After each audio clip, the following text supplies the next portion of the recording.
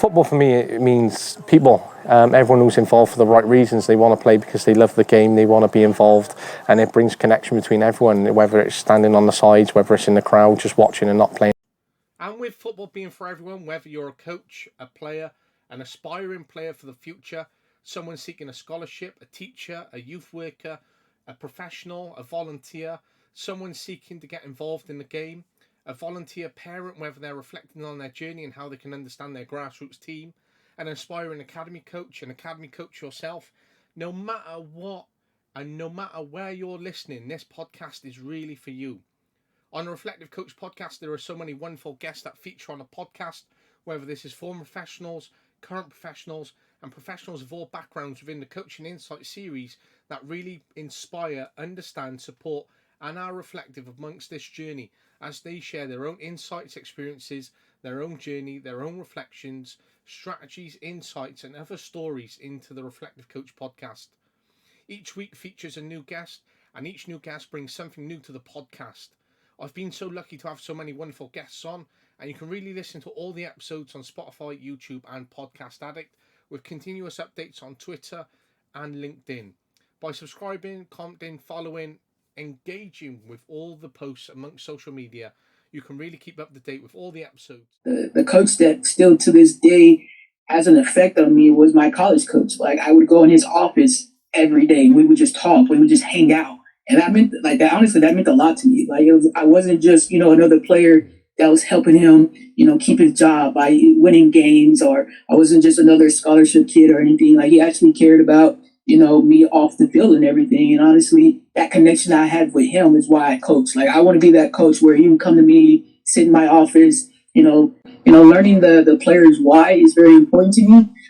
Because I could tell my why in a heartbeat, why I coach and everything like that. So it's like, if I know your why, that to me shows me the level of commitment you're about to put in to help me, build this program. And then also, just, calling and doing your own research and digging, talking to club coaches, high school coaches and everything like that. I just want to make sure I'm getting a good person. Like, I want to know if you're going to be a good teammate. Are you a good daughter? Are you a good sister? I can't force a style of play or formation on a team that is just not going to work for. Like, if I don't have the right players to play, like, ideally I would love to play 3-5-2, but if I don't have the right players to do that, it's just not going to work no matter how hard I try. So right now I'm trying not to get in the weeds on that and just kind of focus on bringing in the right players, the right people to be involved with the development and, like you said, setting that foundation. Right now it's just focusing.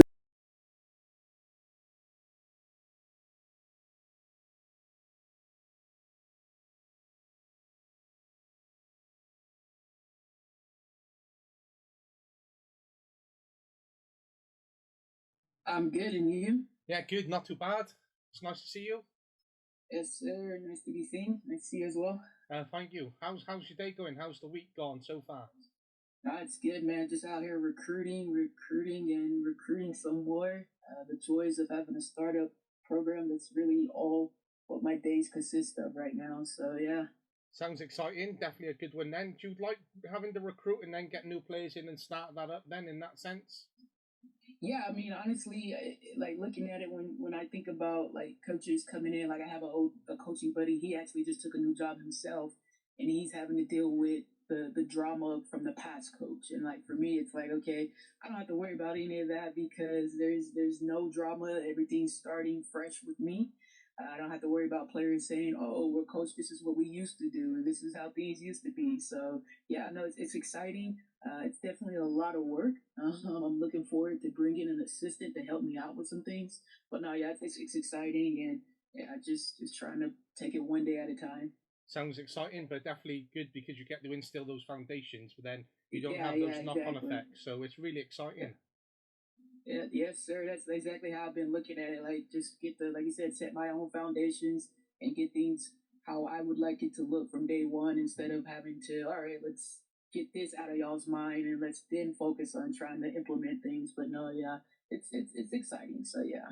And when it comes to say instilling those foundations, and then obviously there's a lot to consider. Where the program's going to go in the next year, then to 5 and so on. How the assistant coach looks with recruitment, and how principles of play, the entire system, everything comes into it. So did you, sit down and then, full on think about what you're going to do? Or is it just get into the post and then sort of go, right, I want to do this, I want to do that, and then we can address these sort of other areas which we're going to do in the next 5 years, for example? Yeah, for me right now, I'd say once I get my first recruiting class in here and fully staffed, I'll try to start figuring out, just how, the style of play and formations and things like that. And I've also learned just within the experience I've had, it's easy for me to be like, all right, I have my mindset. We're gonna be, very counterattack team, or just very direct, or we're gonna play this formation. And it's like I can't force, a style of play or formation on a team that it's just not going to work for. Like if I don't have the right players to play, like ideally I would love to play 3-5-2, but if I don't have the right players to do that, it's not going to work no matter how hard I try. So right now I'm trying not to get in the weeds on that and just kind of focus on bringing in the right players, the right people, to be involved with the development, and like you said, setting that foundation. So like, yeah, right now it's just focusing on bringing in the right people, making sure it's the right fit, and then I'll start worrying about the nitty gritty soccer pieces of it and everything like that. And that all come together piece by piece. But as you say, getting the right people in at the first instance, that's how you get a Mm-hmm. startup off the ground. Because once they have that buy-in and that commitment, then you can start to, weed out and build upon what you want to do long term. I've been there. I've started a football club, so I know what it's like to sort of be in that position where you have to get people Yeah. on board to build, and then what that'll look long term is going to come over time. Yeah, exactly. And it was crazy. I actually just got off the phone with a recruit before I hopped on here. And like I said, just, kind of selling that, you're going to be a part of helping me develop everything. Like my first recruiting class, like I'm going to depend on them to help me create my culture, the team's identity and all that. There's not too many programs where you can come in at the college level and be a part of that, starting the identity. So, if I can find the right players that, are actually interested in something like that, and want to be a part of this, I'm, open arms, ready to bring them in. So yeah. And it sounds good because you're recruiting, and it's quite a difficult place to be in because a startup, not a lot of people Yeah. can look into the history and background and then know the Mm-hmm. success of it. Whereas then you're competing for those players against other, well-standing universities who've got established programs and history. But for you, Yeah. it's exciting because you get to shape that, and knowing those players, you get to, as you say, sell it to them because they get to be part of that. So when they're say 30 years old or 40, and then they can look back or say to their kids, you know what, I want you to go here or you could go here. I actually founded that program. I was part of the establishment, Yep. and that creates that longevity, which is going to be beyond you in terms of what you're creating now. So it's fantastic what you're doing. Yeah, exactly. And what's crazy, like I said, when I find those players that actually get as excited as I do talking about it, that's when I know, all right, you're someone I want to be a part of this, to come in and help me build something. Because I mean, like I said, it takes some special people to want to get involved with a startup. Like you said, like I mean, when I was playing, that's the first thing I did when I was getting recruited. I'm looking at, how did you guys do last season, the year before that? Like, was it a fluke good year? Or are you guys just, constantly getting better each year? Like you said, for me, it's like, yeah, no, there's nothing. Like, what do you want it to look like? So no, yeah, like I said, if I can find players that are just as excited and want to be a part of that, yeah, like let's go. Let's bring you on campus. Let's get you signed up, and then hopefully, 2-3 years down the road, we're competing for championships within the conference and things like that. And hopefully that's where you will go because of the work that you're going to do now. But it's a good direction to go in, but it's also great for you as well as a head coach and an individual in terms of the professional world to not only shape a program, but to go on and say, I've done this in recruitment, I've instilled that, I've recruited this. And you get to do so much around that, which is much more than a head coach role. So not a lot of people would want to be in that position where they take on absolutely everything. But I loved being in that position when we founded the club because you get to do absolutely everything and you get to review everything. So it's a really, it helps build a portfolio without having to go, yeah, I want to do this, I want to do that. And therefore, you have to locate those roles to maybe fill in those areas you want to. So this role is absolutely perfect all around, not on the pitch, but only off the pitch as well, which is really fascinating and a great position to be in. Yes, sir. I completely agree. Like yesterday, I was designing uniforms. I'm like, all right, what do I want the uniform to look like? We're in the process of my athletic administrators, the university's president, they're, behind us 100%. We're in the process of getting brand new facilities. Like, we're going to get brand new locker room. We're, working on getting a brand new turf field and everything, so we can have our own space and not have to, share it with the other sports. So, just the fact that not only are they supporting me and what I'm trying to do here, they are, actually putting and investing the time, energy, and money to make sure, we have everything we need to be successful from day one. And that's a great position because there's nothing harder than going into a sort of new establishment of a program and not having the right resources or backing to get it off the ground and being limited in doing that. So, what you're going to have and where it's going to go is, I think, could reach places. Yeah, exactly. Like I said, me being, I say I'm youngish, still young enough to get out there and go to any and every tournament and not leave a rock unturned. So yeah, like I said, just the fact that they believed in me during my entire interview process and everything like that, it meant a lot. So yeah, I'm all on board. They're on board, and we're ready to get soccer going here in Jeff City. So yeah. Brilliant, and best of luck to yourselves and everything that you're doing then. When it came to that recruitment then, did you have to start earlier than maybe some of the other programs? Or was it sort of, let's establish this and then get into recruitment? So for me, once I knew I was going to be, the new head women's soccer coach, I honestly started hopping out recruiting as soon as possible. Like I said, especially when it comes to, trying to field the team for, fall 2024. It's like, yes, I have a year to, take my time with it, but it's going to be here before I know it. Like, I mean, we're already only 4 months left in the year. So, I mean, I'm going to look up and next, it's preseason again for year one for me. So yeah, I hopped right into the recruiting. That's the first thing I started doing. I went to tournaments, got into the portal. I got my start coaching at the junior college level, started reaching out to some junior college coaches I know, like, hey, I'm going to be starting up a program at Division II level. You got any sophomores I need to, have my eyes on? Started reaching out to my international connections. Hey, startup program, like send me players. So yeah, I started from day one. As soon as I got the nod, make sure everything was good on the compliance side and everything. Yeah, I was out there hitting the ground rolling. So I think, like I said, I think it's important to bring in the right people. So once I bring in the right people, I just feel like all the other pieces will just kind of fall into place. And when it comes to those good people then, do you have a sort of metric which you're measuring then on terms of what you would value and identify as a good person? Yeah, so for me, I think the easiest part is me identifying a good soccer player. When I make a phone call with a recruit, one of the questions I'm going to ask you, I want to know your why. Like, why are you wanting to commit to another 4 years of training and, long nights and traveling on the road and still having to manage your studies as well? Like, why is this important to you? Why are you like wanting to commit to something like this? Whereas you could go and be just a student, which is nothing wrong with that, but not being a student athlete, like that's more free time you can have. You can enjoy your friends and all this. So learning the players why is very important to me, because like I could tell my why in a heartbeat, why I coach and everything like that. So it's like if I know your why, that to me shows me the level of commitment you're about to put in to help me build this program.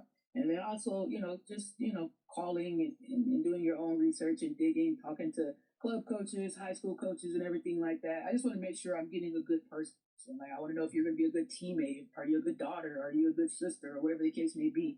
So it's like, I mean, we're going to be around so much. Like, you're around your team more than you are your family once you leave home. So it's like, I want to make sure I'm bringing in people that I enjoy being around that will enjoy being around me.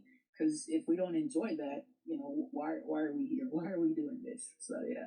I absolutely love that, and I think the why of the player is really important as well. But what you also highlighted there is we spend so much time with these people that are not entirely our family. So we want to make sure we're going to enjoy being around them because there's nothing worse than not enjoying being around them and then being in that position where you actually spend more time with them than your family. And then you get to look back, your family getting older, your family missing out. And then you're like, oh, but I spent more time with these people who maybe weren't as credible when you look back and, the position that you were in then to where they are now.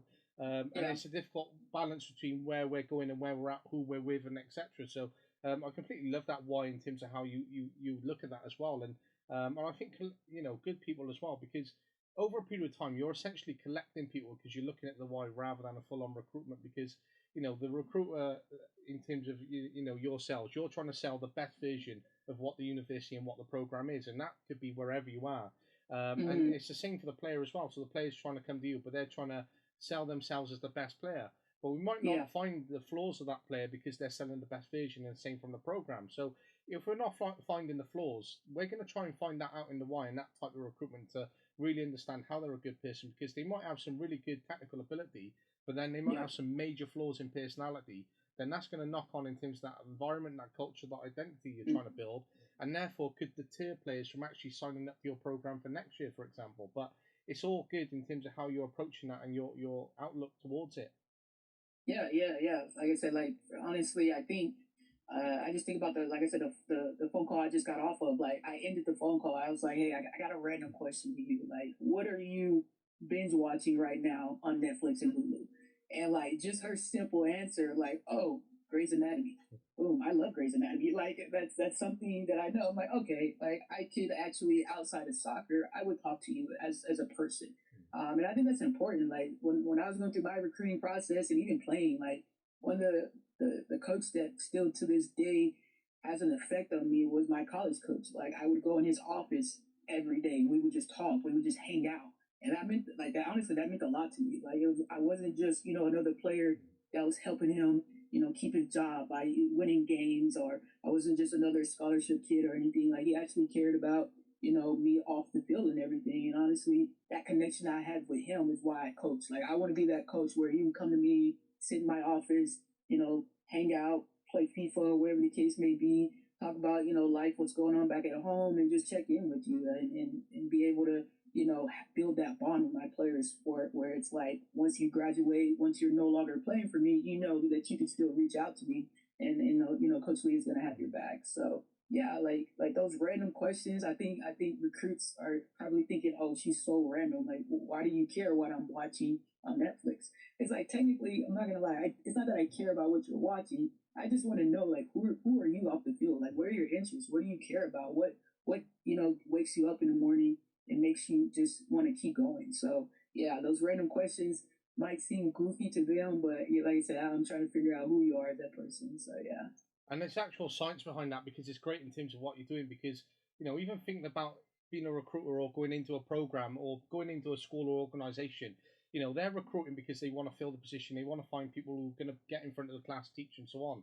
But you really want to think about it, right? Am I going to go in here to make a difference? So when Coach Leah goes in, she's there to actually be valued as a person as well as a coach. So if she's going to have a line manager above her, she wants to be able to have those conversations. And therefore, Yeah. that's in your position as well, because the players want to come to you, and you want to allow the players to come to you as well, because they are so young, and they're, in terms of their mindset and how that gets devolved, and how that develops over a period of time. Because the whole point that they're signing up to a program is to learn, and they're essentially trying to gain as much from the program as possible. So that's the exciting bit in terms of being a coach slash a teacher or in education.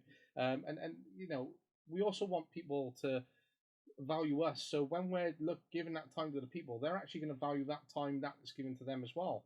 And one great quote which I heard yesterday, which relates to coaching as well, is a good teacher will value the content that they teach. A great teacher will value the people in front of them. And I thought that just Love emphasizes what that. you've just said there massively. Yeah, I love that. Yeah, like I said, my I call him a mentor. He's actually the assistant coach at Baylor University right now. But yeah, man, the amount of things that he's done for me outside of me being the player that he used to coach is I just appreciate everything he's done for me. So, like I said, to be able to have someone like that in your life, I think it's important. And then for myself, when it comes to the recruits and everything, I feel as if if you have a recruit or a player on your team that truly believes in you and what you're trying to do, they will bend over backwards for you, man. They will run through a wall. So it's like in order to get to that point, though, you have to build that connection. You have to get to know them. You have to bond with them off the field. So it's like during the recruiting process, like I'm starting that process, and then things work out. You commit and you join us here. At that point, we're just adding on to our connection and bond. And then, again, to me, that piece is the hardest piece to being a coach, is just building those bonds. I think the soccer piece is easy. We all know what it looks like to play good soccer, or have an idea of it. But if you can get that culture and then the environment ready, I think it becomes easier to, tell someone or, have them and coach them on the field. So yeah, that bond relationship and all that is very important to me. I mean, don't get me wrong, I'm very competitive. I want to win games, but I know it's so much bigger than that. So yeah. I love that, and there's so much within that again, which is really important because those relationships are absolutely key. And sometimes I know when I'm in a position, I want to try and win over every player or every student that's in Yep. front of me, and I find it difficult when I just can't connect with that one student or one player, and it does happen. And I find it hard because then I'm like, right, I'm letting them down. I don't like the fact that I don't have a relationship, and then I start questioning why I don't have that. And sometimes we just don't have that personality click. But some kids are, and some players I work really, really hard with. And sometimes I just admit can't get through to them. Some of them I finally will. But when it comes down to that and say there might be a breakdown in relationship or you might have that player that you're struggling to get through, how do you cope and deal with that, especially when you put relationships at the forefront of what you value? Yeah, honestly, it's a learning process for me. I think about my last coaching role. I probably wasn't the best with making those relationships with people that I couldn't connect with immediately. I just be like, all right, I guess this one's not for me. But now, like I said, I try to just take things one day at a time, and then try to find that common thing that we have, just in common. Whether it's like I actually had a player where we both like sneakers, man. Like I love shoes. I probably have way too many in my closet right now, but she loves shoes too. And like I can scroll through our text messages right now, and it's just us sending pictures of shoes to each other. And it's like that started our relationship with each other, and now like she's already graduated, actually just got married and everything. And it's like now we talk, every once in a while, check in on her, make sure she's good. How's life treating her after college and everything. But it's like just trying to find that common thing that we can connect with, and then taking it from there, taking the baby steps, and then at that point, hopefully they can start to open up and just realize, all right, Coach Leah isn't that bad. Like she actually cares. She's actually wants me to succeed and everything. She's just not riding me because she's excuse my language, she's being an ass or whatever. Like she actually cares about me, wants me to succeed on and off the field. So I think it's for me, it's just making that like genuine effort to show my players like, hey, like I do care, I do want to be here for you. But like just taking it slow one day at a time. It's not gonna be something that happens overnight. Some players they're a little more like shielded and a little more guarded when it comes to things like that. So just working at their pace basically, and just taking it one day at a time. So yeah. And it's that pull factor as well because the way that you showing that you care about them because you are allocating time, and once you allocate time, then you're showing someone that you care about them. And once you've got that, you're sort of creating that pull factor. So you might be at a showcase event, or you're in your position where you're at now, and you're competing with say 4 other coaches for one of these players, and there might be some really good programs that you're competing with, and this player's got 5 opportunities in front of them. But they might actually go, do you know what, this is a really good one, but I actually really like Coach Leah. We built a good Yep. connection. I felt more from here than what I might have on, say, this program over here. So I'm going to go Yep. with Coach Leah. And that's all you need sometimes. And that's going to help you build your program. That's going to help take it forward. But not only long term then, as you say, when that player's getting married, they're going to go, want to come or fancy come in because you've built that relationship. But they're really going to value that time which you put into them. And that's the difference in what makes a good coach and then a great coach, but also gives back to the players in the process because every player is not going to make it as a professional, but if they can look back and go, I enjoy Coach Leah and I could take this away and I can quote all the times and look back at when she pushed me, then you've won at life because that's more Yeah. that's what coaching realistically is. Yeah, no, I agree. And look, I've been on the other side of that situation where a player has picked another university based off of the relationship they had with that coach. And look, I've legit been in my office like questioning everything, like, geez, like we beat them, we've done this, we've done that, just worrying about the soccer pieces. And it's like, yeah, no, it's way more than that. So yeah, I try to be the best version of myself.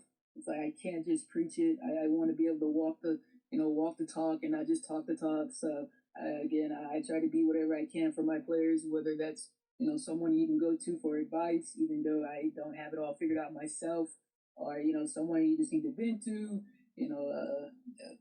academic advisor. I've been in their conversations where someone's like, "Oh, I'm thinking about changing my degree, coach. What do you think?" And I'm like, "Well, what do you enjoy doing?" But yeah, I think it's important to know, like as coaches, like we do wear so many hats out there for our players, and you honestly have to kind of be prepared to handle whatever they throw at you. So yeah. And as you say there, the type of hat that you have as well, or the number of hats that coaches wear, it was a thought in the back of my mind then, because we might be this person off the field in terms of how we can coach, how we can work with our players, how we address those situations. But then how we actually might coach on the field might be very different, because we might have high expectations, high disciplines, and therefore we might coach differently to how we're seen off the field. Do you sort of factor that in, or evaluate, or reflect upon the difference that there might be a difference between you on the pitch and you off the pitch, and then how that might correspond to a player, and then that relationship?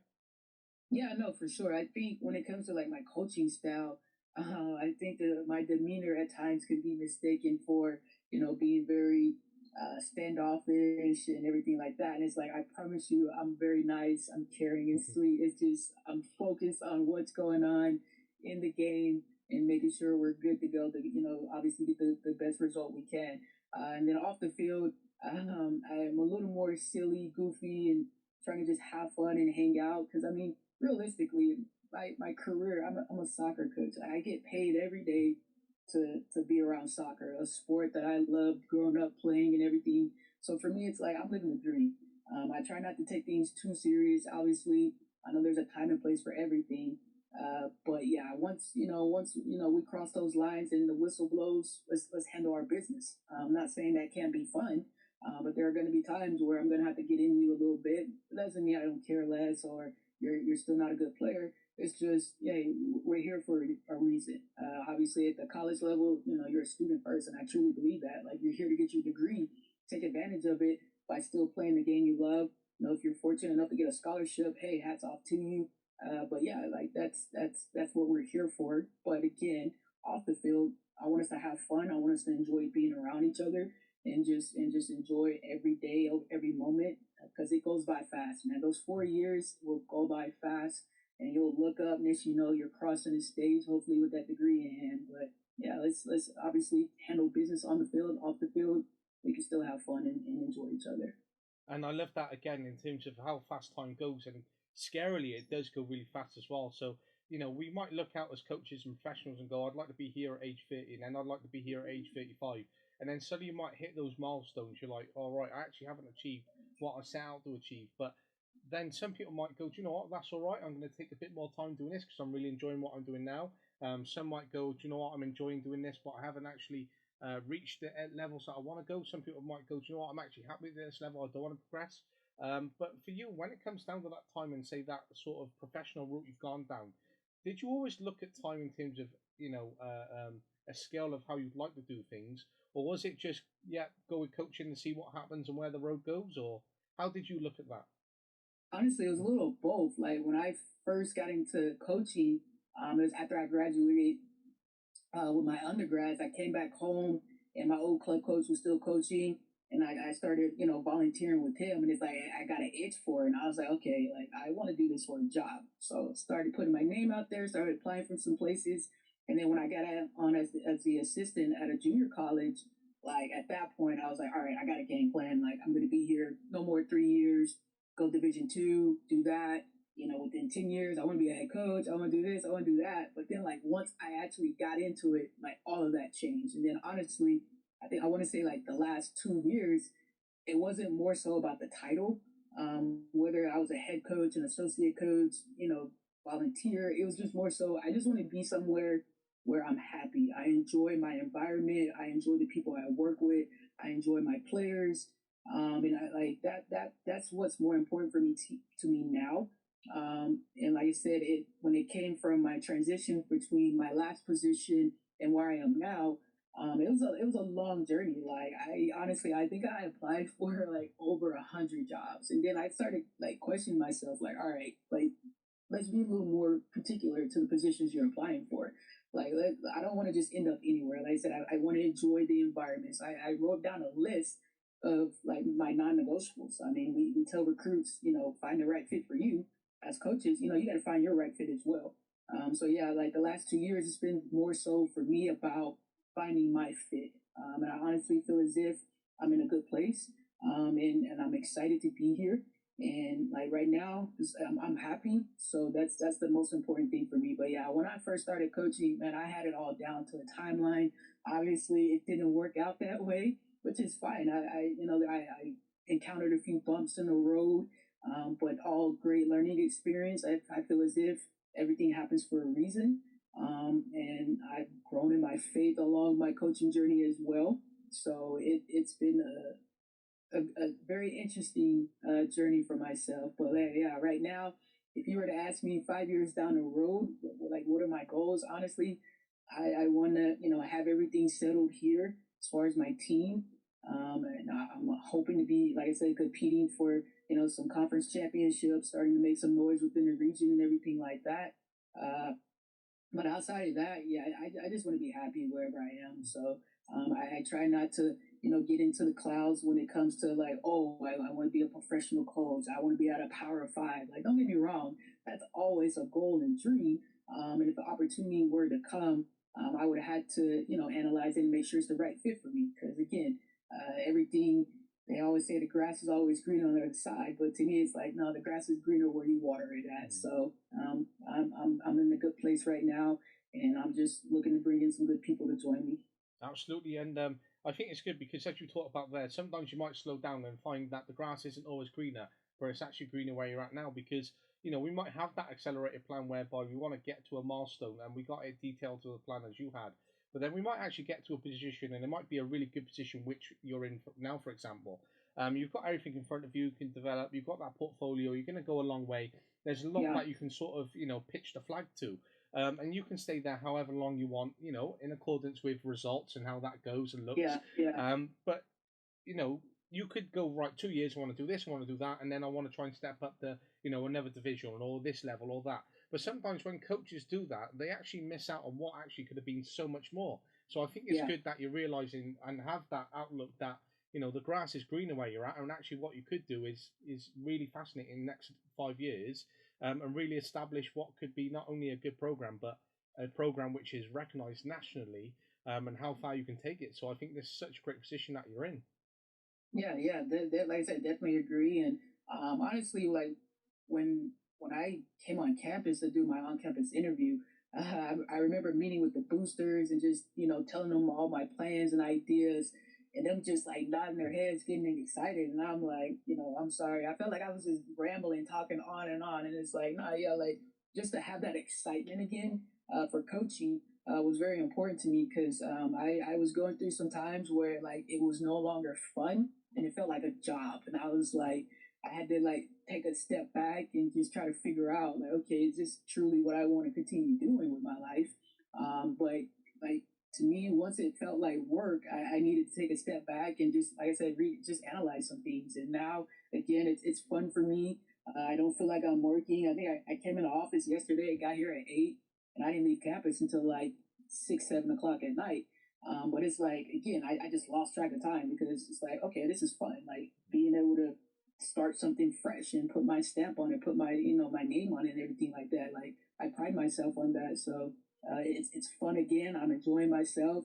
I'm itching for the fall of 2024. Even though I don't have uniforms or even a full roster yet, but I'm sitting here thinking about 2024, that first game, that first kickoff, and I just get excited thinking about it. And I think that's really exciting in terms of how that outlook as well. Despite not having everything maybe in place like the kits, etc. Still have that outlook and the excitement just shows you can deal with that, and that's going to come along over time because we might be in a position where we want the kits to be in place, we want the money to be in, we want the players, we want everything, to those particular levels which we expect. And sometimes they may fall short because it's going to take its time to get to that point. And that's, Mm, as a program evolves and develops, sometimes there are little hurdles which will stop us accelerating as quick as we want to go.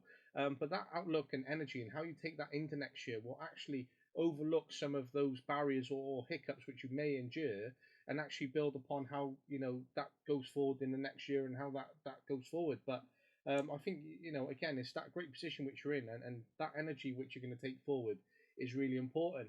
And I think again, it's also finding that enjoyment and motivation for coaching, because once you lose it, it's quite hard then to regain unless you're actually in that mhm. position to try and enjoy it. And once you stop enjoying it, then you start being shorter with players. You don't give as much to them. You're Yeah. not having that motivation on the pitch again. You might not be planning sessions like you were.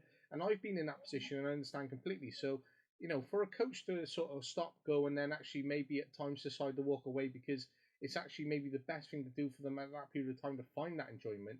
I think it's great that you found that enjoyment again, but there's so much which you can actually build upon, which you're going to enjoy even more and more, hopefully, in the years to come Yeah. with the Yeah. responsibility that's with you.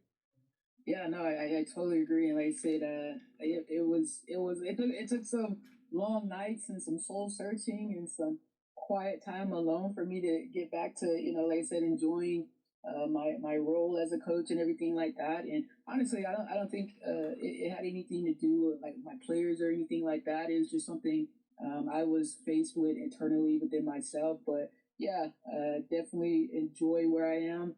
I'm excited for the future, excited to get the things rolling, and yeah, I can't wait, man. I honestly cannot wait.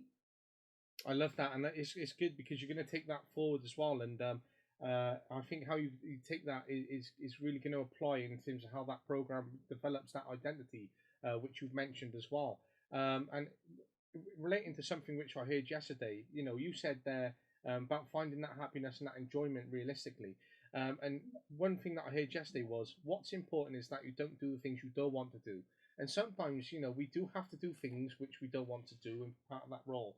But sometimes then if we let it fester too much or we find ourselves on a path which you might have done and you're not enjoying it, then you end up falling into a place where you're not actually enjoying it, you're not doing what you want to do, and then you start to become not only unhappy in terms of that professional outlook, but you also become unhappy in life as well. So sometimes getting off the road can really instill where you're at and how you look. So when you're looking towards 2024, that's where the real excitement is. That's where you have that energy to put things in. And unless Yeah. you're looking at the years going, right, I can't wait for, pre-season. I can't wait for the year to start. I can't wait to get the players in. I can't wait for our first game. Unless you've got all of that, then maybe it's time to reevaluate where you're currently at and maybe identify how you can move forward to enjoy life and enjoy what you're doing again. Yeah, no, I agree. I feel like coaching is very unique, man. There's always a challenge. There's always something that can be done to get better. Even if you are, at the top of your game, you just won your conference or the national championship. Like it doesn't stop there. There's always room for improvement and everything like that. It's just a game that's always evolving. Whether it's the physical game itself, the recruiting game, the managing your players. There's always something to do, learn, and just keep going. So I try, like I said, take things one day at a time. And I'm not a coach that is going to act as if I know everything there is about soccer or starting a program or any of that. Because honestly, I don't. I will reach out and ask questions as much as possible and figure it out. Or, I'll do the good old trial and error. Like, well, I'll try this. All right, that didn't work. Let's try something else. But yeah, it's definitely a learning process for me, and I will accept any input from my mentors and everything like that. They're probably tired of me calling them every other day, but I think it's important, especially in the coaching world, to have a very good circle. I mean, it can get very lonely, especially as a head coach. You're the one having to make every single decision, and one bad decision or one bad sub, or if you want to call it, that could result in a loss. And I mean, no one likes to talk about it, but like we are judged as coaches by wins and losses. They won, it's a sport. I get it. It's a competition. But yeah, it can get, you can get lonely up here.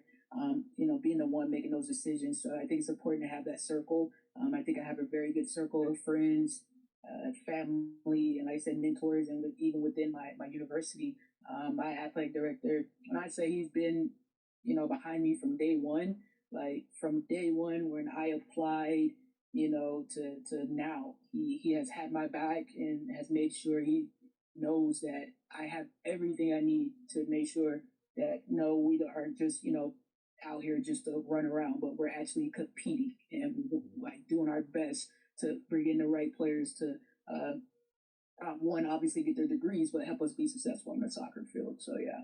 I love that, and it's good that you have that circle as well. And I think that also demonstrates how lonely it can be as well, because that's the way the coaching world is, and especially when you make those decisions which other people might not agree with, but you're making those decisions to try and make the right outcomes for the program and so on.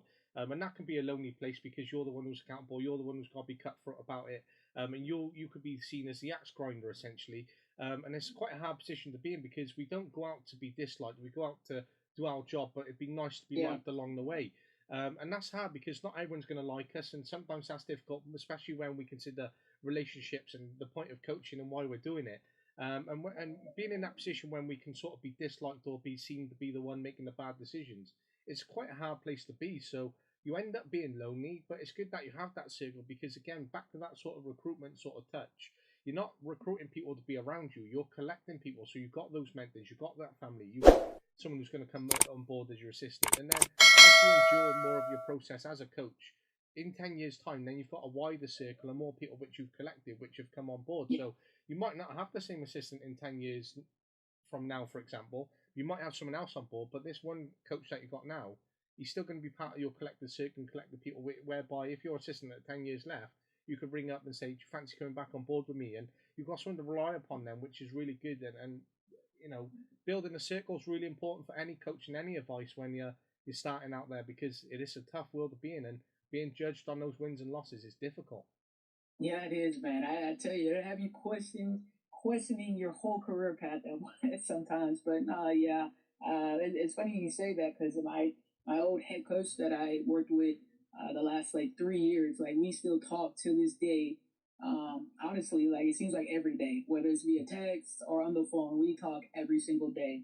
He's actually, at a D3 in Texas now, and then I'm here at a D2 starting up a program, and it's like, I'll send him players, he'll send me players. We'll help each other, like, find games or whatever the case may be. Like, and I think it's important. Like, yes, technically, we are competing for, some at times the same players or whatever the case may be.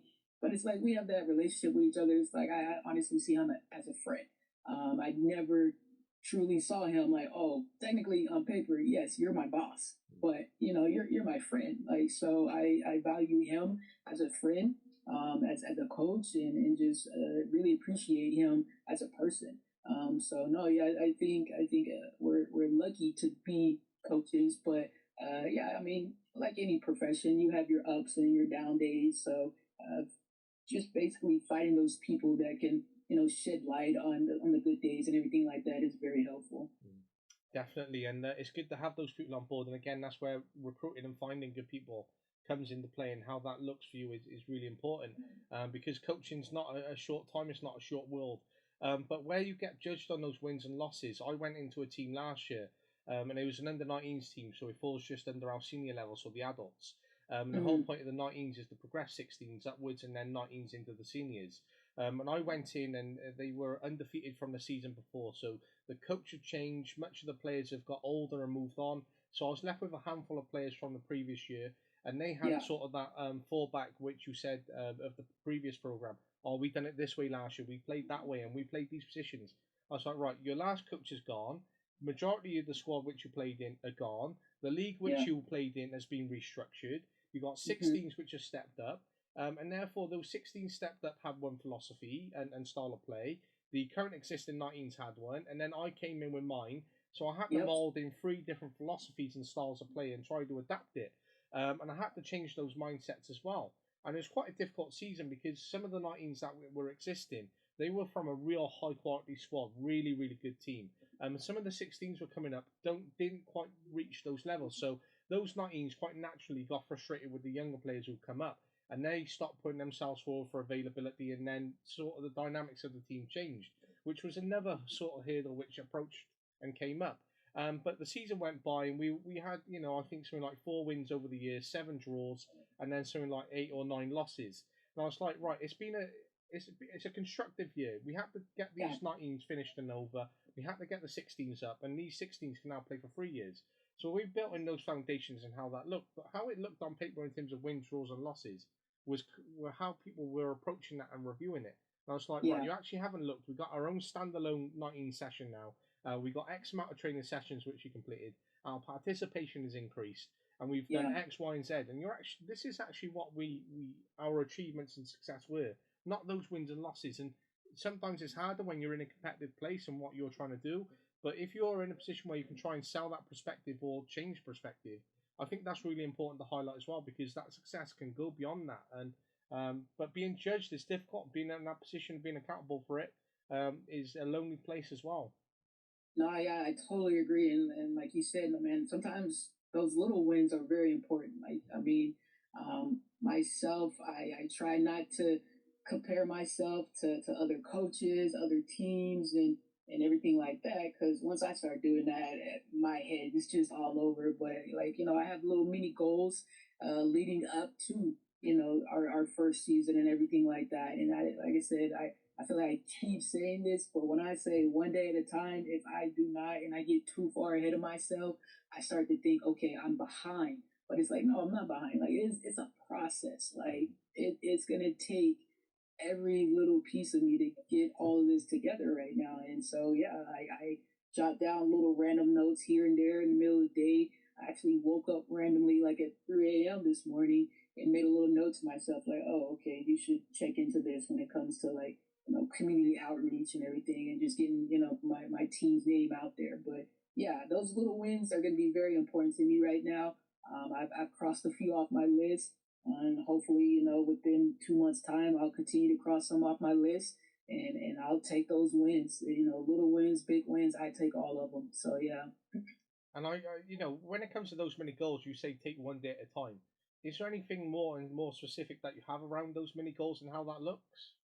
Yeah, like one thing particular when it comes to recruiting, like I have a number set in mind that I want to have at least verbally committed, by signing day, or I want to have an idea of what my I say uniforms. That's something very basic, but again, it's a startup. I don't have uniforms. I had an idea like, okay, I want to have uniforms ordered by this day. I want to have, oh, where are we going to have our field location, and try to make sure my admin is has my back on that, or I want to have my staff in order by this time and everything like that. So yeah, basically the regular stuff, a coach usually doesn't have to think about when it comes to getting ready for the season. I'm having to break down every little detail, because again, it is a startup. Like you go into any other coaching position, it's like, okay, you already have a field, you already have your locker room, you already have your uniforms. You might need to reorder a few things here and there. But yeah, for me, it's like, okay, you have to do everything. So just breaking everything down by steps and and many goals has helped me a long way. I'm not gonna lie to you, that list is very long. But again, I have a year, so just trying to take it one step at a time, one area at a time. Started with recruiting, then I started branching out, trying to get our social media up. In the process of working and getting in contact with the local soccer community in town. We have a local club in town. The high school coaches, trying to get out to some high schools and just show my face and attend as many practices and stuff like that. So those are just some of the many things that I have on my list. And I just try to cross one thing off at a time. And that's the many goals sometimes can seem daunting and overwhelming, but they're the little things which are going to matter. Getting your face out there, going and attending practices. That's how you build up, and that's how you create a program. And once you mark off these little goals, then the list starts to decrease. And once you start to achieve those mini goals, then you're building and moving in the right direction. So mini goals can sometimes be the way to go, and actually can be the best way to go, rather than having long term and this and that and strategy. Yeah. You're going in the right direction, and that's again the right place which you're going. And that's where that buying and the way that you sell that perspective also comes across, because you have a year, you get everything in place. The university meet with you and say, yeah, we look forward to next year. We want to, build upon this, and we want to do that. And we may have got this wrong as an institution, but we're going to review it and how that looks, and that's part of the process. But it might be a difficult year, because as you get those players on board, you might not have the highest technical players, but then you get to go, right, this was a first year program. We've done this, we've done that, and therefore then that pull factor comes into play next year as well. And I think it's great in terms of how you move forward and approach that. And just to wrap up the goals, sort of essentially, one nice thing which you're sort of building, we've touched upon, is that you're looking to establish something for the next 10 to 30 years and so on, because this is a new startup, and the institution want that to continue, especially with the growth of the women's game and where it's going. But one thing is big, audacious about your program is that you get to sell to the players that it's not only about the next 1 year, 2 years, 3 years, it's about the next 10, the next 30, and putting a stamp on there. And it's great that we said about, looking back and be able to connect where their children might be recommended to go there, etc. But Yeah. this actually come from two psychologists. So one was Jim Collins, and one was Jerry Porras. And it came from a book called Built to Last in 1994. And it actually was called BHAG Goals, or BHAG. So BHAG. So big, hairy, audacious goals. So the point is to be audacious for a 10 to 30 year goal to progress for an individual's future. So you're at this point now where you are having those BHAG opportunities because you get to sell to the players for the next 10 to 30 years. Yeah. No, definitely you're throwing out some gems out here with these quotes and everything. I'm gonna have to connect with you and get with you on those. But no, yeah, I definitely agree. And again, like I said, when it comes to the recruiting process, it's basically about me fighting those players that have that same mindset. Obviously, I'm not looking for 30 or however many players to all think like me and want to, play the game like me. I just want individuals that, are able, one, obviously, go to class and, pass your classes and all that. But when it comes to the soccer piece, I just want you to be able to think for yourself. I don't want to have to be that coach that I'm pulling the strings and everything like that. Honestly, my job is to coach you in practice. I obviously guide you in here and there, talked about the tactics. But once we get on the games, I just want you to be able to play and figure it out on your own. If I can get players that are, able to just play freely and not overcomplicate it, that makes it so much simpler. I feel as if nowadays some players tend to want to be the best, most perfect, error-free player they can be. It's like, I appreciate that, but it's not possible. You're going to make mistakes. I just want to know what you do when you lose the ball. Are you going to pout about it? Or are you going to, hustle back to, get back so we're not giving up a transition goal? But yeah, players, if I can get players out here that have that mindset that one, you want to be a part of something new and special and put your stamp on it along with me, yes, I would love for you to join me. And then players that are able to just freely play within the game, not overcomplicate it, and are able to, problem solve on their own. Don't get me wrong. Again, I'm here to help you and guide you, but I don't need you to, get all in your heads because we change formations at halftime. It's still soccer. The formation is just a starting piece. Like, you can still do whatever you're going to do if it's available to you. Like, just be able to manage your own style and your play within the flow of the game. So, yeah. I love that little outlook, and I love what I'm going to quote on that as well, because I think that's a great way of looking at tactics as well as players as well, because, as you say, you don't want players to think a likeness with you. You don't want to have the same mindset, and having these different mindsets is going to allow them to approach that. So if you change at half time, then there might be players who can help instill that change and how that looks for the second half. And having different mindsets really helps build on the program and where it's going as well. So I think it's great to sort of have that outlook in terms of what players can do and what they can bring. But that touch piece around tactics, formation, style is a real one to really take away and keep within your stride, how you deploy your style of play, your tactics, your philosophy, and your system, which is a great way of looking at it. Yeah, man, like when it comes to those recruiting phone calls, one of the go-to questions they'll ask is, "Oh, what's your style of play, or what's the formation you'll play?" And it's like I can answer that, but again, like until I get my team in or I see what other teams are doing within our conference or that we're playing against, it's honestly kind of irrelevant. Plus, if it's not working, we're not going to stay in it. So it's like I would like for you to be able to play within any formation, play within any position. I'm a strong believer. If you're a really good center mid, in my head, I can count on you to go anywhere on that field except for possibly goalkeeper, because if you're able to manage the center of the park for me, hey, like again, to me, you can go anywhere. So yeah, just players that are able to get out there and just see what the defense is giving them or see what's available. Like that's really important to me. And then, like I said, I'm not expecting an 18-year-old to come into the college level and be able to do that. But at the same time, are you open-minded enough to be coached? There are a lot of kids out there that are not the most coachable players, and it's like, if that's you, that's fine. I'm probably just not the person for you. I'm gonna challenge you. I do a lot of question asking. Like, if you make a pass, I'm not gonna be like, oh, that was a horrible pass. I just want to know, okay, why did you make that pass? I want to understand, what did you see that made you felt like this was the best option. So yeah, let's break it down. Let's analyze it together. And you might change my mind. You might have me thinking, oh wow, okay, I didn't see it like that. That's really a good idea. Let's continue to do that. But no, I want to be able to have that open conversation with my players, with my staff. Like, I'm not looking for anyone just to agree with every single thing I, want to do with this program. So yeah. I think that's great as well. Now, it's great that you touch upon question asking and how that looks in terms of how you deploy that. And sometimes players come to us and it might not be that right fit, and having that conversation is really important because you touched upon it earlier about right fits and how that looks. And if there's players who have certain expectations, we might fall below that because we have a different outlook, a different approach. And sometimes, if they're going to come onto a program and we fall below what their expectations might be, then therefore it's not the right dynamic. So actually putting them in a position whereby, you know what, this is the way I do things and how that looks. These are then the tactics. This is then the system. Then they're really going to understand what you're about as well as the program and whether it actually works for them. Rather than going, yeah, this is a great program. Yeah, she's a great coach. Or actually, she's a great coach, but I'm not actually sure about that approach. Or I want to be directed more than question asked. And we all have different personalities of players and so on. And some we want to win them all over, but we can't. And sometimes that's hard. And I love what you say about question asking. I think that's a real important approach about how you can work with players, how you can work with people, and how you take that forward in terms of what you do on and off the pitch as well. And just to sort of go back a little bit, you touched upon non-negotiables earlier.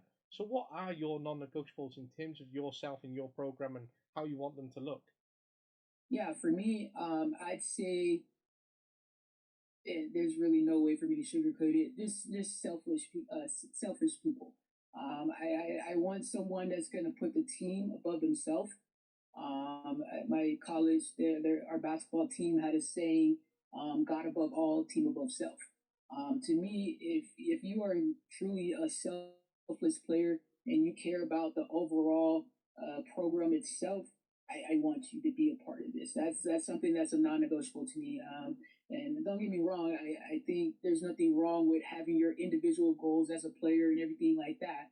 But at the same time, if those goals are, in order for you to achieve them, are going to be a negative effect on the team, what are we doing here? Like, I want you to be a team person, a team player.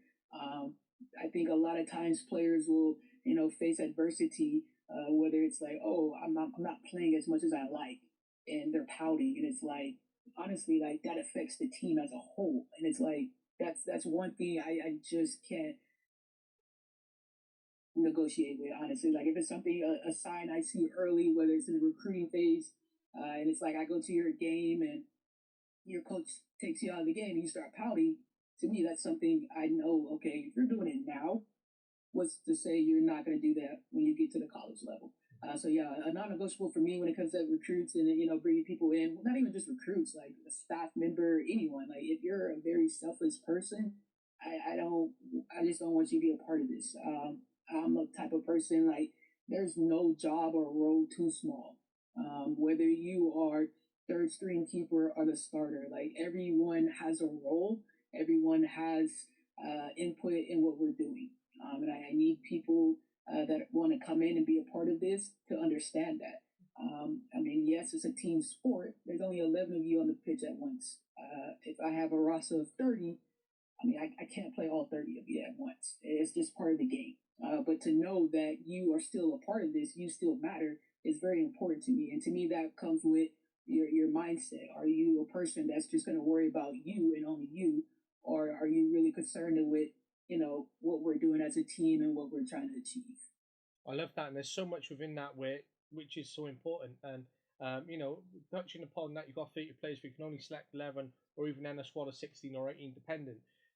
There's players that are going to miss out, and they have to accept that and know that the team has to come first for the best of it. And that comes with mindset and how that approaches, and that interlinks with questioning techniques as well. Because as you ask a question, a player can say to you, "What can I do to get into the team?" You can flip that on its head and say, "What didn't you do to get in that team?" And that then allows them to have that critical thinking and allows them to reflect upon that process of what they can do to improve rather than just being given the answers. And once they go away and they start to critically think and then reflect and then they can establish an action plan, then they demonstrate how they can break into that team and what's going to allow them to support the team on and off the field, but then develop that mindset in the process.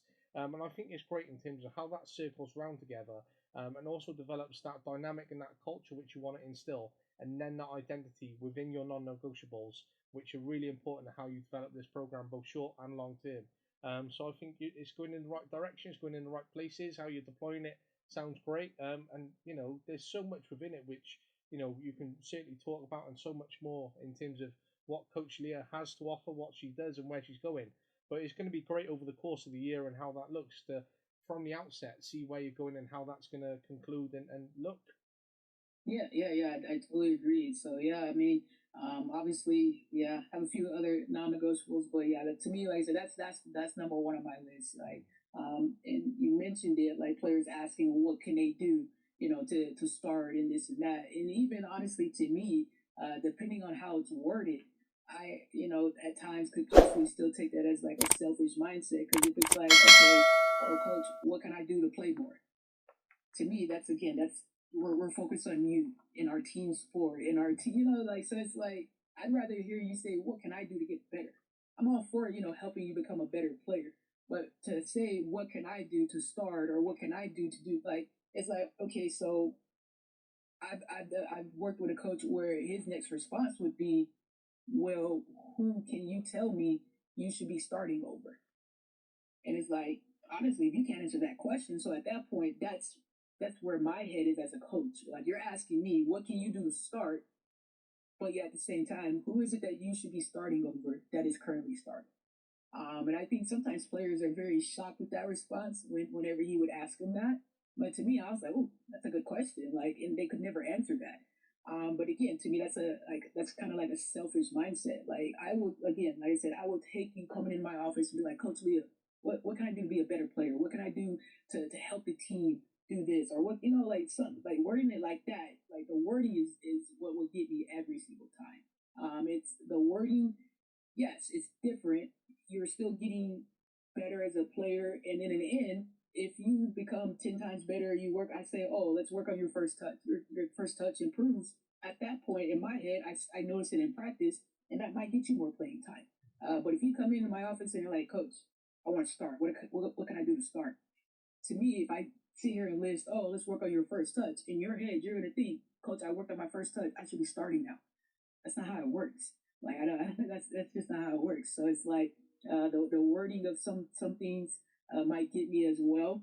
But yeah, if you are all in for the team, I have no problem with helping you become a better player. But it's also one of those things I just feel as if some players might think once they get that answer, that's going to equal immediate, gratification or whatever the case may be. Like, okay, coach said I need to work on my first touch. As soon as I do that, I'm going to be starting every single game. That's not what that means. So, yeah. And I think that's where it's going to really take it to the next level, because you're challenging these players to develop a complete new way of thinking, a complete different mindset, because they're asking those questions. And until they actually continue to get down into the detail and level, then they're actually going to find the level that you're looking for and the quality of questions which they're then going to pose around how that looks over the team. And I love that question from that coach that you mentioned, but I also love, taking that from being a selfish player in terms of how that actually looks in terms of mindset and the questions they may ask, but also how, not finding the answer, or finding the answer won't lead to gratification, whereby you've got the answer, therefore you're in the team. I absolutely love that, because sometimes people think, right, I can get Coach Leah on side because I know what I'm going to say, and I've heard her say this, and I know this, and boom, I'll be starting next. And there is nothing worse than when a player or student or whatever positions themselves to get that gratification, which is really not rewarding or deserving of the mindset or process which they should have endured to get there. Yeah, exactly. So, hey, and again, we're also talking about kids that are, late teenagers, early 20s, and everything like that. So again, I get it. I didn't have all the answers and know everything at that age either. But yeah, I can't deal with a selfish player. And yeah, I honestly, with a startup, I don't have to. I get to decide what I am going to accept and what I won't and everything like that. So that's definitely something the top of my list. From players, staff, all of that, man. Like, I've been the coach that had to cut my own grass in my own game field or do the lines and everything. I don't want anyone within our program to think they're beneath anything that has to go into us being successful on and off the field. I think that's great as well, and how that looks is really important. And I think that outlook towards 2024 and the way that players are going to come on board, and then how they're going to develop their methodology in terms of how they approach the way that they think and how that mindset changes. I think it's going to be a fantastic outcome for those successes, which leads away from just wins, draws, losses, but takes away in terms of, well, look at the way these players are thinking now. Just in those conversations with them to go, right, you were here at start of the year, but look at where you're at the end of it. And that's such a process for them to go through, as well as the success of the program, which they're going to endure and go through as well. Yeah, I totally agree. I mean, I think that's another thing. I think players should set realistic goals for themselves and have that same circle I talked about coaches should have and everything like that. Because if you have that circle that you can go to and talk to and everything like that, honestly, they might get you through some hard times. Or, I mean, as a freshman going into college, you might not play as much as you thought you were. You might have came from your club where you were the star player or star high school, had all these achievements, and now you're sitting on the bench. It's definitely going to test you. It's not always coming in right away and making a great factor on the field. So it builds character. It shows who you are when you face adversity and everything like that. So yeah. I mean, you just gotta take those mini wins just like I am here and make goals, like I said. But I think it's real important to make some realistic goals. And one thing I definitely plan on doing is when my first class comes in before we start preseasons, and I know a lot of coaches that do this, sitting down with them and asking them, what is it that you want to do this year? Or what are your goals? Whether it's soccer related, class related, like what are you looking for in year one? But yeah. And I think that's good as well, because sitting down with them and getting that across and really understanding what they want to achieve for that year, I think really helps develop again that relationship, but also allows you to identify those steps and those mini goals which you can take into place for both the player and the team, how that'll look over the course of the season, and how you can then work close with the players so that they can achieve what they want to do along the program. And as much as, not to be selfish, but they have achievements, and the whole point is to coach and get them. And it's that very fine balance and how you're going to take that in terms of them going from coach to being manager, and how all this interlinks to being coach, manager, youth worker, mentor, teacher, and so on, and how we combine all of this. Coaching sums up a magnitude of many roles just within one. Yeah, it does, man. It really does. It was crazy. When I first got into it, I had no idea. Like, I just thought I was going to be out here going to practices and games. I mean, that's just not even half of the job, especially at the college level. So, it's definitely a very, at least for me, something I just enjoy doing and enjoy being around all the parts of the college game and everything like that. And I enjoy the people I meet, the places I get to see and everything like that. And I've met some really great people along my journey as a player and as a coach. And yeah, so just looking forward to keep going and keep doing what I can to help young ladies, become the best person they can be on and off the field. And I think that answers my question, which was in my head. You said earlier on the why of coaching and why you're doing it. And there is to get players to be better, especially in terms of the women's game and where they want to go. And so that's your why. And when you sum up, say, the end of your career, or you get to a point where you can look back at the end of your career, what do you want to look back on and say, do you know what, I actually achieved X, Y, and Z, or I achieved this, or this is what I leave behind? What do you want at that point? Ooh, that's a good question. I don't know. Like, honestly, I think I just want to be able to say that I was able to, be a good person to my players, that, they were able to reach out to me whenever they needed me, and I helped them grow and just, was a positive effect on their small part of their life. I mean, the college years, I feel like, are one of the most defining times of your life. Like, you're just now cracking, kind of being an adult. You're away from home and trying to figure out what you're going to do with your life for the rest of your life and all of this. And to say that, if you look back and say, I remember when Coach Leah said this to me and it stuck with me, or I remember when Coach Leah made us do this and I hated it at the time, but now it's, really affected me. But if someone can just go back and say something like that, or I'm still getting invited out to graduations or weddings or stuff like that, I think that's the most, the most satisfying part. Like, again, like I want to win just like anyone else does, but that's probably, the thing that people will remember the most. But for me, I want to be remembered as, having a positive effect on my players' lives and everything. And I think that's important as well because that relates back to time. Because when we're moving on in life and they've moved on past the program and they've gone on to live lives themselves, that time is gone and that can never be recreated. They can never have another coach Yeah. or they can never have a time machine to go back and replace you and then have a different experience. So that Yeah. time that we have with them and what we leave, and when we're at that point and they're at those points as well, you also get to look at what people they've become and how you instilled that mindset and changed it. And whether they're that professional player or not, then being invited to those weddings and seeing what they've achieved, that's a huge achievement within itself. And that's something where when you're retired or, live in a different part of your life, you can go, yeah, do you know what? They're happy, they've done that, they've left this, they think this of me. And then Yeah. realistically, without having an ambition for gratification, you get gratification naturally because of the great work which you've done instead of having it as an ambition. And I think that's a good thing within itself to have that come naturally, rather than setting as an obtainable goal of I want gratification because oh look at me, I'm doing this good coaching session, or my boss is Yeah. watching. I think that just comes naturally, and when that comes naturally, you can live your life and be happy as a result, and get that enjoyment from the thoughts that we have because of the time that we put in with the people who are not our family, and we spend more time with them than our family. I think that is huge success within itself and something to really comprehend and enjoy when we're away from the game or no longer part of it. Yeah, no, totally agree. And look, hey, if I win a few championships along the way, I'll take it. But yeah, that relationship with my players is very important to me. I actually thinking about it, like I have a former one of my former junior college players. She's actually on the Nigerian national team, and I mean, obviously Nigeria advanced.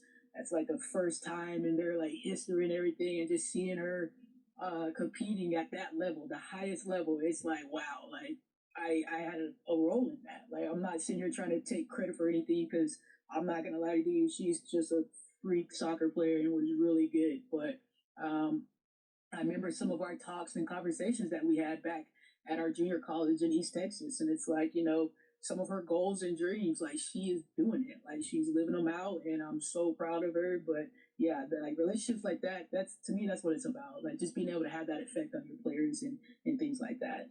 And sometimes in that process, we might be not, some people might get to the point where they're at, like being on that national stage or being at the World Cup or having success, and they might not call out coaches like us who have played a part, and therefore, they're at a point where they've progressed and moved on.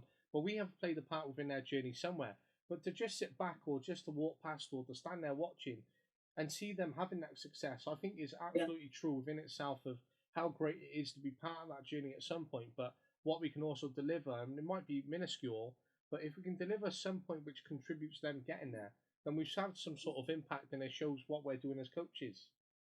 Yeah, I definitely agree. And like I said, that's kind of one of the reasons why that being a selfish player is one of my non-negotiables. Because when I say I will bend over backwards for my players and my team, like I mean that. So it's like for me to be able to be that person for you, it's like I just want the same in return. Like I want you. Not saying I need my players to bend over backwards for me, but I just want you to give your all to our team and our program in return. And for me, whatever you need, if I'm able to give it to you, I will. So. But yeah, And I think that's good in terms of that outlook as well, and that non-negotiables and how they reflect upon how that'll look long term as well is really important. And I think it's great in terms of what the players get to take away and how they're going to take that away with them as well. But whilst you're on this journey and where you're going, and you get to look back upon where you didn't enjoy those points and where you've got now and where you're going, and that greener side of the grass. But what does reflection mean to Coach Leah? well, honestly, reflection for me is just sitting back, uh, trying to weigh out my losses and wins, see how I can better myself to have less losses and learn from them. I'm not going to sit here and act like I don't think that I'll go through my trials and tribulations and everything like that. I think it's just important for me to, learn and grow from them. So yeah, when it comes to reflecting, it's just, like I said, trying to analyze where I can be a better person, be a better daughter, a better sister, a better friend, and a better coach and leader for my players. So Just seeing, like I said, where I can become a better person for them, whether that's on the field, off the field, continue my coaching educations, continue to learn, just things like that. So yeah, honestly, reflection, it's a little reflection of the career, the personal life, all of that. Like, I'm gonna break it all down. So yeah. I think that's such a great quote and reflection upon what reflection is. But I think that's such a brilliant one to really take away. And when you talk about losses, do you have an example of losses which you might reflect upon or have reflected upon?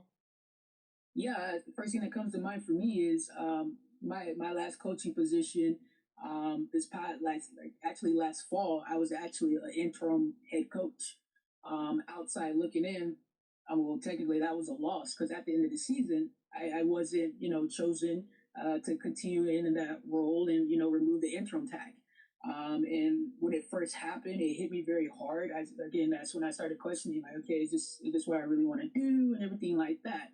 But at the end of the, like, when I really sat back and, like I told you, like, sat back and took my time away from coaching and everything, it's like I realized, like, no, that was a great experience for me. Like, that made me realize, like, okay, when it comes to being a head coach, because that was my first time being a head coach, honestly, that I can do this, that I can, run a team or run a program and everything like that. That was a loss that I honestly had to sit back, reflect on, and look at the ups and downs that I did gain from it. I learned a lot. I learned things that I would want to change. I learned things that I would want to possibly continue to do and maybe just implement in a better and more realistic way with my team. But yeah, it was a great learning experience. I honestly, without it, I probably wouldn't be where I am today. And without doing something and without having the experience of doing it, then you're not really going to learn from it or go forward. So I think, it's hard sometimes to endure it when we're going through it, but when we're away from it and reflecting upon it, like you have, and sometimes taking ourselves away completely from it, then we get to look at, right, do you know what, I actually learned this and actually can take away this. And I can approach that next time. And it's good that you're now back in the game and in a position where you've done very well to get a head coach position and get yourself back in and get that motivation up and to reflect and look back and go, these were the lessons that I learned and I want to enjoy this and I enjoy this and I'm going to do this and take it forward. That takes a lot of self-belief and a lot of hard work to get there because it really isn't easy when you pose it like that to sort of leave a position and get hit really hard and then try and get back into a very similar position or a position that you want to be in when we've been hit really hard. It just shows where you're at, those characteristics, how hard you've worked, where you're going, and the very exciting times you've got ahead of you and what you're going to do for the women's game and hopefully achieve those championships along the way. Yes, sir. Thank you. And look, I can't take all the credit. I'm not gonna lie. Look, my circle played a big part in that because there were days where I was like, man, I don't even want to coach anymore. But nah, yeah, it takes some time, and it's still all a learning process. I'm still learning every single day, and I know there's still room for improvement within my own development. And I'm just gonna keep pushing, keep going. And hey, like you said, 5 years down the road. Hopefully, good old Lincoln University women's soccer team is out there winning some games and everything like that. Well, hopefully, and as I said, it's going to be a great reflection to see where you're going to go and how that looks as well. But I think it's great in terms of how you instill that. And it's been great because we've had such a great discussion and it's taken us naturally down a road of goals, gratification, setting up new Yes. programs, establishment, players, non-negotiables, recruitment. And there's so much within that just over the last hour without actually delving into huge detail of where you've gone and how that looks even further. It's been so great that you could plan in this podcast call, especially when it's a very busy time for you because recruitment's a busy time anyway. Pre-season's a busy time, but a new program, a new establishment, and everything else that comes with it.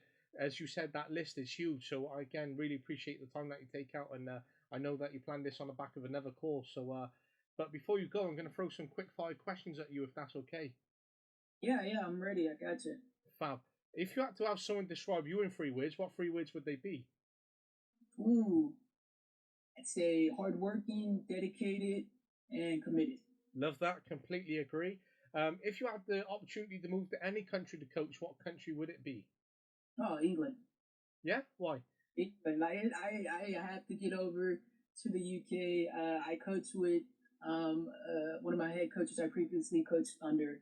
was from England, and just I don't know, man. The game is just different over there. Like the passion and everything behind it. It's slowly getting better over here in the States, but no, yeah, I'd definitely say England.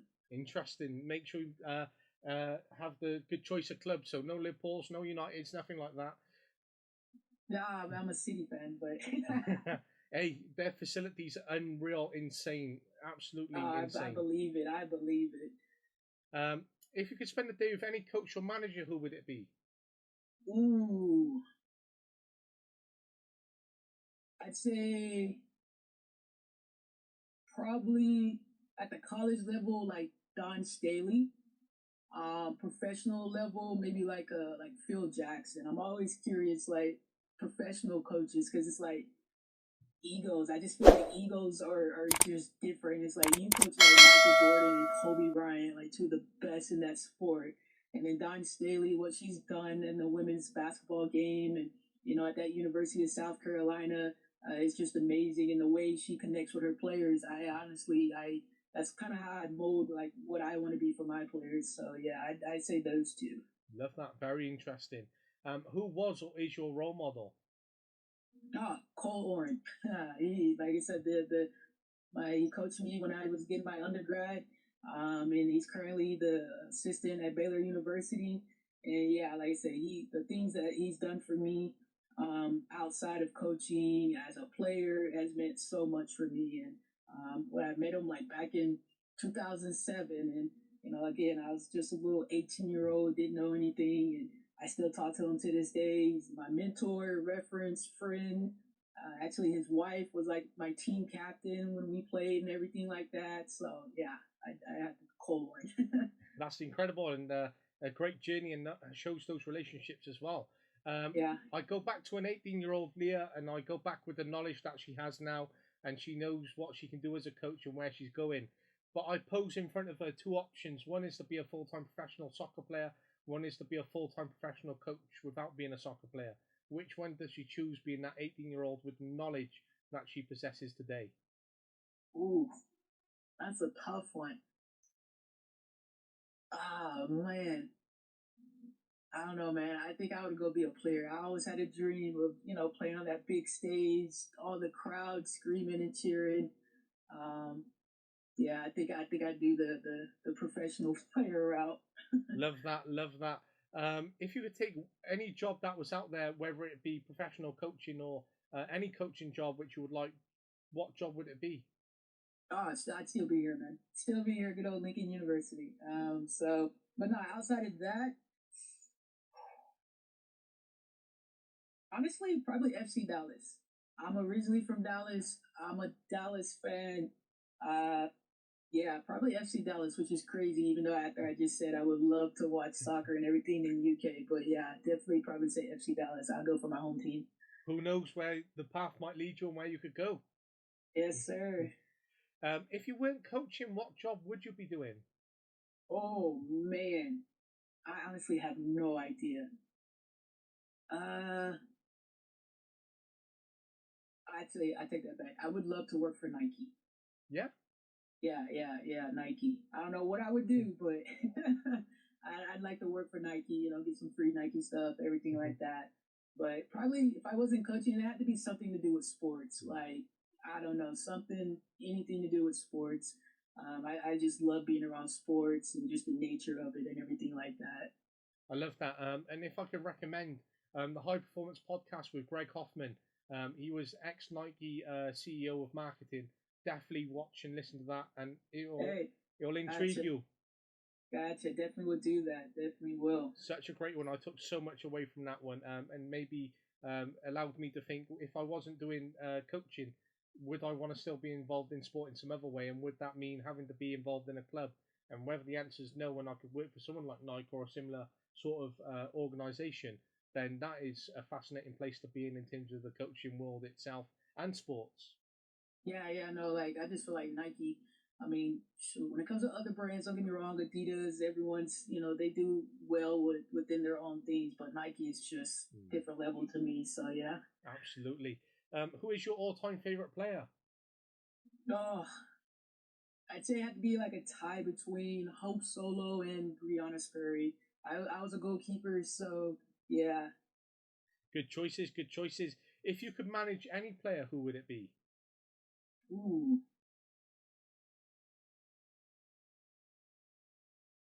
I don't know. I'd probably say like Rose LaBelle from the USA national team. I just love her game as a player, and I would just Rose LaBelle. Good choice again. What is your biggest pet peeve? And this could be personal life or coaching, or it could be combined. I'd say it's a tie between being late and like that just drives me crazy. Like when it comes to my players, if they're late or whatever the case may be, and then like individuals that don't really take care of the business, if that makes sense. Like, perfect example would be, you have players, you'll talk to them all summer, and then come day one of preseason, they still have stuff they have not handled. And they're like, oh, coach, you didn't tell me about this. I told you 2 months, and you had 2 months. But yeah, I'd say like being late and not taking care of your business. I love that, and I think they're great ones as well. What is your favorite thing to do in your downtime? Oh, it's gonna sound very cliche. I like watching sports. I've been watching every single one of the World Cup games going on right now. I have not been watching them live. I got to record them. I can't stay up with that time difference. But like just watching sports, whether it's on TV or going to them live, honestly, anything to do with sports, I will go enjoy it. So yeah, sports. Love that. And the last one. What is one thing you enjoy most about coaching? I'd say the different people and relationships I get to build. Perfect example, I was in a coaching course recently that just ended, and I met Power Five coaches to Division 2 coaches, Division 3 coaches. We're just all in the same room, bouncing ideas off each other. You're finding out like, hey, the coaches that you see on TV have the same issues that I have and stuff like that. So yeah, just the relationships and different people I get to meet. I love that, and I think that wraps up what has been such a wonderful time speaking to you, and a great insight in terms of who Leah is, and certainly a program to keep an eye out for and where it's going to go. But honestly, really appreciate your time and appreciate your flexibility and helping get this organised. And it has been great to speak to you. So I wish you the very best of luck on your program, and I have no doubts that it's going to be a very successful program and it's going to be a good year. But it's going to be great to see that from the offset, and I wish you the very best of luck. But thank you from me. Yes, sir. Thank you. I appreciate it. Thank you for reaching out, having me on. And yeah, I will definitely continue to listen to your podcast. I actually listen and everything like that. So yeah, I was excited that you reached out to me. Well, I really appreciate that, and I'm glad that you could be on it and be part of this wonderful guest list and increase it even further. But it'll be great to have you on again later on in the season and reflect back, because true to its nature, that will be the journey itself. Yes, sir, it will be. But nah, definitely whenever you guys would like to have me back on, I'd be an honor. So yeah, I appreciate it. It's such a pleasure. Well, thank you very much, and I hope you enjoy the rest of your day. And take care, Leah. Yes, sir. Thank you. You as well. No worries. Thank you very much. Bye. All right. Bye. For myself, when it comes to the recruits and everything, I feel as if if you have a recruit or a player on your team that truly believes in you and what you're trying to do, they will bend over backwards for you, man. They will run through a wall. So it's like, in order to get to that point, though, you have to build that connection. You have to get to know them. You have to, bond with them off the field. So it's like during the recruiting process, like I'm starting that process, and then things work out. You commit and you join us here. At that point, we're just adding on to our connection and bond. And then again, to me, that piece is the hardest piece to being a coach, is just building those bonds. I think the soccer piece is easy. We all know what it looks like to play good soccer, or have an idea of it. But if you can get that culture and then the environment ready, I think it becomes easier to tell someone or have them and coach them on the field. So yeah, that bond relationship and all that is very important to me. I mean, don't get me wrong, I'm very competitive. I want to win games, but I know it's so much bigger than that. So yeah.